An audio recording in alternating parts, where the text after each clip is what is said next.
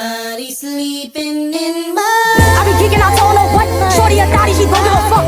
She be tweaking, she shaking her butt, and that boy's a cheater, the way that he want. He dumb, he a pot, bitch on my body.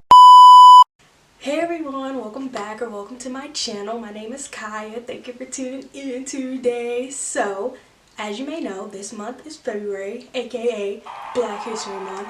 And as I stated in my last video, every video that I post, I'm going to give you like a random fact about Black History Month that you may or may not have known. So, today I have another person as well. Last video we did Shirley Chisholm. Today I have Carter Goodwin Woodson. He was born December 19th, 1875. Carter Goodwin Woodson was an American historian, author, journalist, and the founder of the Association for the Study of African American Life and History, also known as ASALH. He was one of the first scholars to study the history of the African diaspora, including African American history. He was the founder, or one of the founders, of the Journal of Negro History, and in 1916, Woodson has been called the father of the Black history. And in case you didn't know, the creator of Black History Month is Carter G. Woodson. He was often referred to as the father of Black history, and he was notably the second African American to graduate from Harvard University with a doctorate degree, and is credited with being one of the first scholars to study and research the history of African Americans. Okay, alright. Woodson was an important figure to the movement of Afrocentrism, due to his perspective of placing people of African descent at the center of the study of history and the human experience. So, Mr. Carter Goodwin Woodson, you did some great things for Black history, and we thank you for what you contributed to the world we know today. So, without further ado, let's get on to today's video. So, today I have a little story time for you guys. This story is going to bring back some PTSD in me, but I just think that I don't know. I don't know. I haven't really, nobody really knows this story except people who's like really close to me. But like, it happened so long. Let's just get into it. So, as you may know, if you watch my previous videos, I went to a private high school. But before that, I had no private school experience. I went to public schools my entire life. So this story takes place at my public middle school. Where to begin? Because, you know, my memory is like really bad actually, and I can't really like people can tell stories and go like from the morning they woke up, like what they ate for breakfast that day. You know, if you ask somebody what happened on 9/11 who was like 15 or up, they'd be like, I know exactly where I was this day, and I know exactly what happened when, I know exactly where I was when the towers were dropped or something. I don't know. But either way, let me try to remember. Okay, so I can't remember exactly what happened that morning, but I can tell you what happened. So midday, I'm not even gonna tell you like, well, it's gonna be a surprise what this story comes to. Okay, so middle of the day, I'm sitting and we had a computer class. I'm sitting there and I'm not doing what I'm supposed to be doing. Like we had to learn how to type, like without moving our fingers all around. We had to learn to type the real way, and I hated that because I just was like, I type faster when I move all my fingers. Either way, I was in, okay, before my mom rudely interrupted my story, where was I? I was sitting there and I wasn't doing what I was supposed to be doing, and there was this guy next to me. I was in 7th grade I think. And there was this guy next to me who we would talk, you know. In 7th grade me, what was I, like 13? I don't know, somewhere around there. 12, I don't know. But like 12-year-old, 13-year-old me would think like, oh yeah, we're like friends, because like he was an 8th grader. And we talked occasionally, you know, nothing crazy. We were just, I don't know.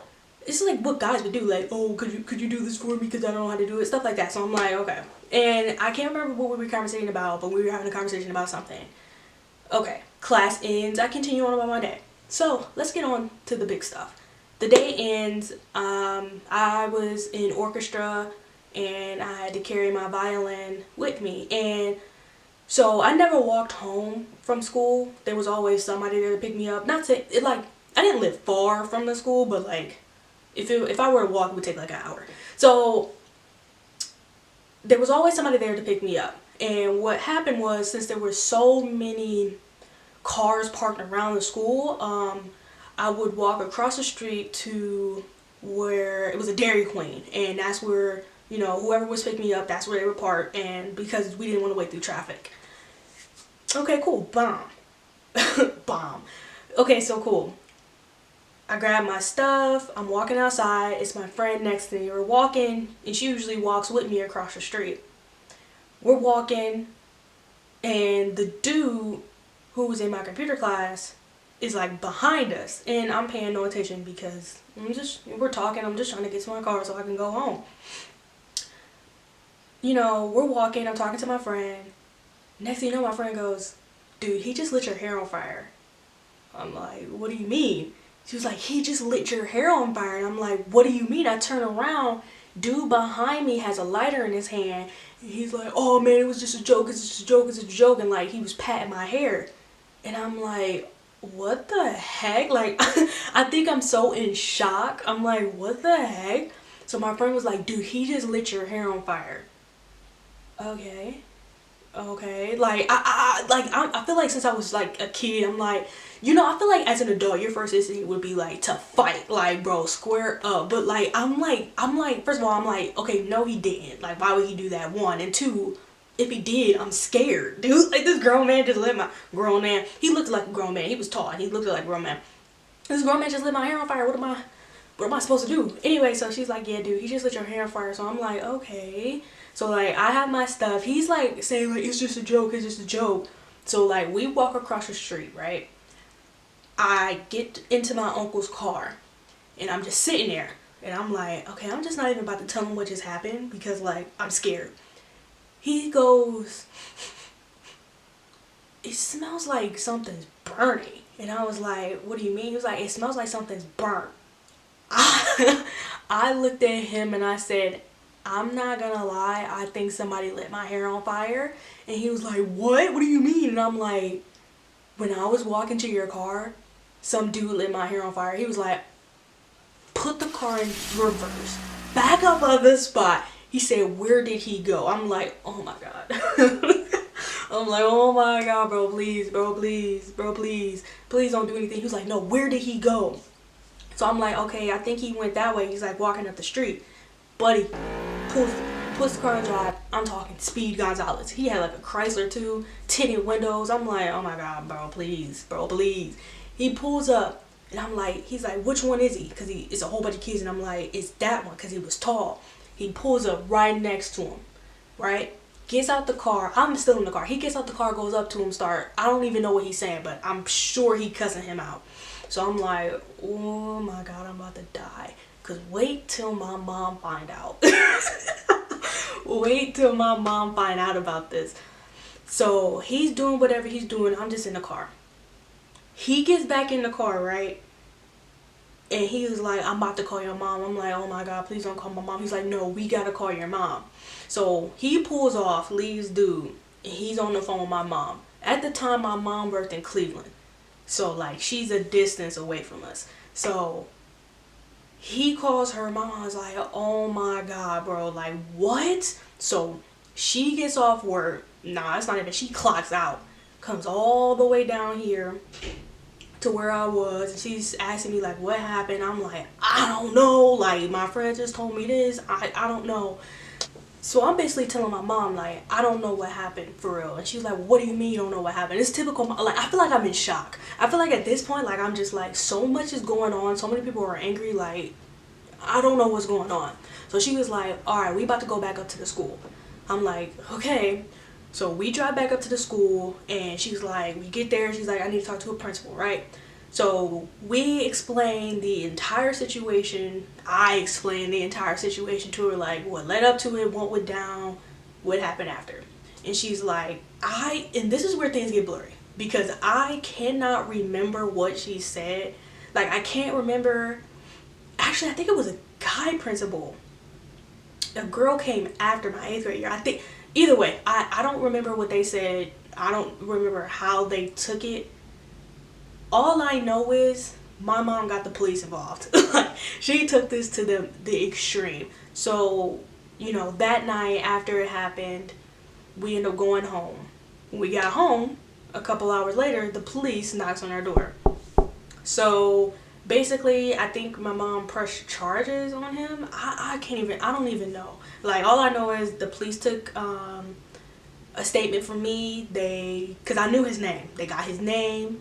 And basically, what my mom told me, what I just found out, like, kind of recently, was like, he was, you know, he was charged with things before. He was just all around, like, delinquent. Like, Buddy had, they was like, yeah, Buddy's gonna go to jail soon. So, and it wasn't just because of what he did to me, it's because of, like, he was just racking up stuff at this point, so he pretty much had it in for him.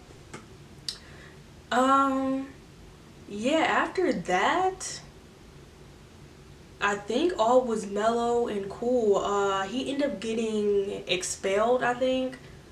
Suspended or either expelled, because after that day, I didn't see him again.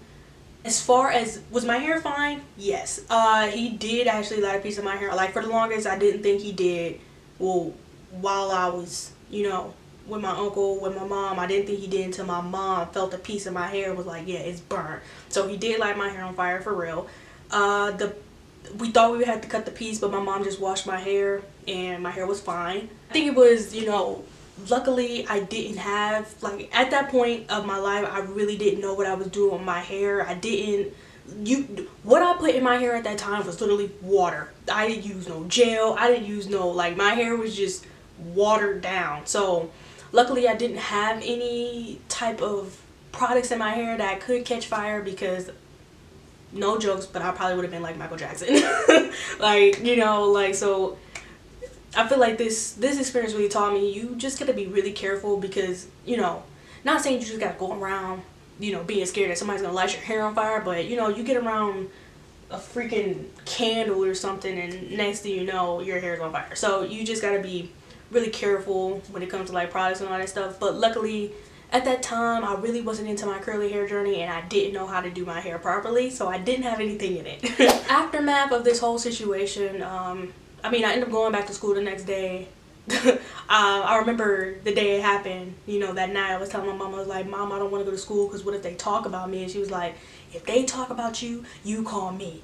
Typical black mom say. But, you know, actually nobody really talked about it. I think it was because not many people knew, or either they just didn't care. My school was pretty hectic, so there was something going on every single day there. Like, I'm talking fights, people getting exposed.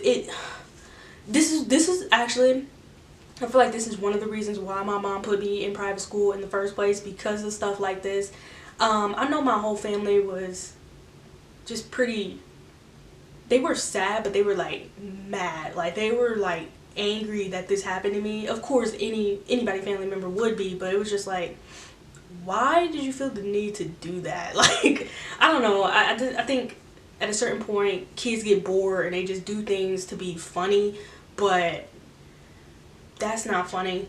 You know, you could have gave me, like, I like, if I had products in my hair would have definitely lit up like a freaking light. So, you know, you just gotta be careful of what you're doing to people, because, you know, that could have got you like attempted murder charges though. So yeah, I mean, after that, I was actually the last graduating class. My 8th grade year, after that, they ended up closing down that school, and it recently got tore down. So, you know, I feel like this was all for a reason, you know.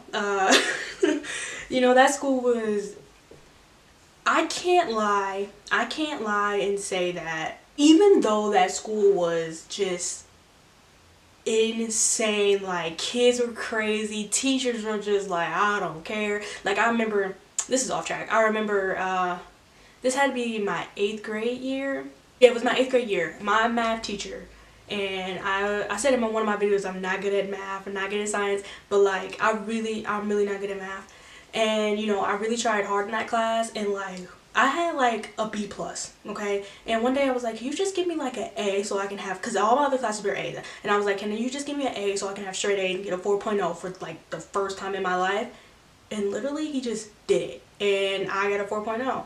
So yeah, so I mean that school was interesting, and I can't lie and say that I didn't enjoy that school, because you just have to watch my private school video. You know, I really enjoyed that school because there were people, there was just black people everywhere, and you know, I really enjoyed being around people like me. You know, it was, we, even though the school was just insane, I had some very fun times there, and I made friends with very good people. It's sad because, you know, I don't keep in touch with them. I don't know where they went or where they are now. You know, after I graduated from there, I went straight to private school, and that's when I kind of, you know, started venturing off into the private school realm and what that had in store for me. So if you want to know more about that, check out my How Private School Ruined Me video, because oh Lord, do I got some tea on that. The moral of this video is, don't light people's hair on fire. I mean, number one, don't light people's hair on fire, and number two, always watch your surroundings. There are some crazy people out here. So yeah, I hope you guys enjoyed this video, and I hope you guys have an amazing Black History Month. See you guys in the next one. He won, he go, he a pot, bitch on my body.